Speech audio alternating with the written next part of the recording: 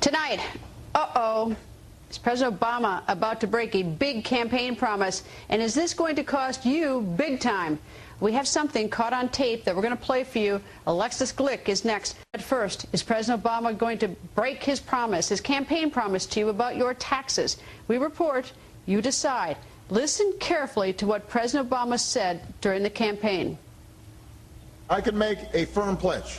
Under my plan, no family making less than $250,000 a year will see any form of tax increase. Not your income tax, not your payroll tax, not your capital gains taxes, not any of your taxes.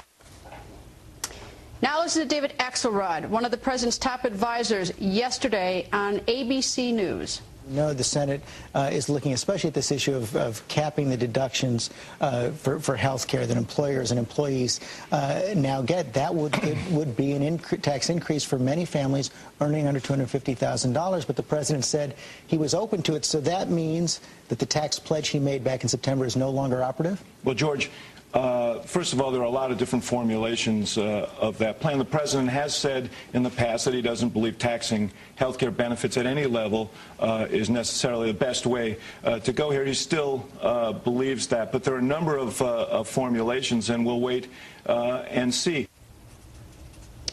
So is a campaign promise about to be broken? Join us live is Alexis Glick, Vice President of Business News for Fox Business Network. Alexis, David Axelrod didn't say absolutely not. He just sort of talked around and around and around and around. I'm not sure what he said, but he sure didn't say no. Oh, of course not, because, look, as he said, he's not going to draw a line in the sand. It was interesting watching President Obama there. It was very reminiscent to 1992 watching President Bill Clinton. Remember at the time when he talked about the middle class, he talked about those earning $80,000 or less. P.S. The State of the Union 1993 talks once again a big game, but then realizes ultimately he's got to balance a budget. What happened by August 93? Well, taxes rose, even for those who he defined as the middle class. Now, they didn't rise substantially, but I think we're going to see that happen all over again here. You make promises on the campaign trail. The economy is in a different situation, and if you look at the most recent CBO report, the Congressional Budget Office came out with a report on Thursday night that got glossed over. Greta, it's ugly. It's really, really ugly, and this fiscal situation right now is unsustainable. Well, I mean, but last fall when he made that statement that there would be taxes increase for people who make under $250,000, it was quite clear where our economy was headed. We were already in a recession. If he doesn't tax people, including people who make less than $250,000, how does he pay for this health care program that he has proposed? I actually, to tell you the truth, Greta, I don't see any way around not taxing health care benefits, unfortunately. Look, he attacked Senator John McCain about this when he was on the campaign trail and suggested that this was the root of taxes for the middle class. What we've seen thus far from Senator Baucus, Senator Conrad, Ken Conrad, the likes of Charles Grassley, is they're talking about different levels of concessions. The concessions they're talking about right now are major cuts in Medicare and Medicaid. They've received some concessions from the pharmaceutical industry. They're working on different health care and hospital operators. But all those concessions combined are not going to pay for what they believe is going to be $1 trillion plan. The CBO is estimating it could be $1.6 trillion.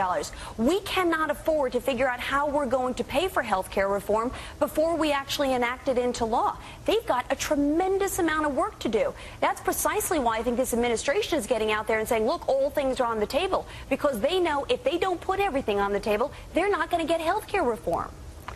What about efficiency? If we got more efficient, does that in any way sort of relieve the president in the sense that he wouldn't have to necessarily tax people below $250,000 because he said he wasn't going to? I mean, if we're a more efficient delivery of health care, have they factored that in? Have they looked at that? Well, you know, look, he's doing things like health care bills. I think the numbers are between $20 and $40 billion directed toward upgrading health care, things of that nature, technology, et cetera. But look, the bottom line here is what they're suggesting is that those Americans who have the premium type packages, those with $17,000 in premiums or higher, would be the ones taxed. The unfortunate thing here is that about 40% of Americans have those premium style packages. Oh, and by the way, unions, which represent 12.4% of the Americans, they wouldn't be subject to these tax increases. You can see an uproar brewing already. So no matter how we talk about, that will enrage people. Yeah, that will enrage people. If less than a year out, he's already violated that very specific promise to the American people, and then the unions get a pass. I can assure you, the American people, everybody but the unions, can be very distraught about that. But we got to go. Alexis, as always, thank you. Thank you, Greta.